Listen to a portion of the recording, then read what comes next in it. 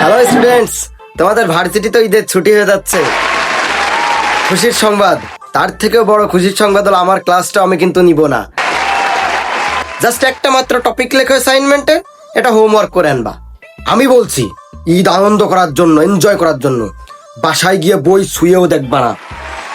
অনেক স্যার তোমাকে বলবে রাত 2টা অবধি পড়ার জন্য ঈদের সময়ও, ওরা হচ্ছে তোমার শত্রু। জাস্ট একটা মাত্র, আমি বলছি একটা মাত্র থিসিসের টপিক লেখো, আর কিচ্ছু না। এর বেশি কিচ্ছু করবা না, বাসায় বই খুলেও দেখবা না। অনেক ছাড় তোমাকে ঈদের সময় পড়ার জন্য উৎসাহ দিতে পারে, তারা কি তোমার ভালো চায়? কখনো না।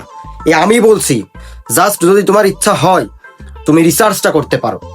এখন তুমি যদি রিসার্চ না করো ঈদের সময়, আমি কি বলবো তোমাকে করতেই হবে? তুমি নাই করতে পারো, ঈদের সময় আনন্দ করতে হবে, আনন্দ করতে বই শুয়েও দেখবা না, কি হবে? আমি জাস্ট না এই মার্কটাই কেটে নেবো, এর বেশি কিছু তো আর হবে না। অন্য ছাড়রা ঈদের মধ্যে তোমাকে এক্সামে পড়ার জন্য হাজার হাজার টপিক সিলেক্ট করে দেয়। এরা কি চায় তুমি ঈদে আনন্দ করো? চায় না। আমি বলছি আমার এই এক্সামের জন্য জাস্ট 100টা টপিক সিলেক্ট করে দেবো, এনাফ। ঈদ তো আনন্দ করার জন্য, সারা বছরই পড়ো। সো ঈদেও যদি তোমরা পড়ো, এটা কেমন দেখায়? হ্যাঁ, কিছু কিছু স্যার দেখি যে ঈদের দিনও ক্লাস নাই।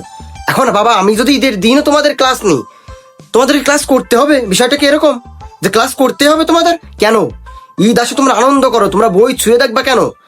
5 মার্কে বিশাল ইম্পর্টেন্ট নাকি? তোমাদের কি সবারই 5 মার্ক লাগবে?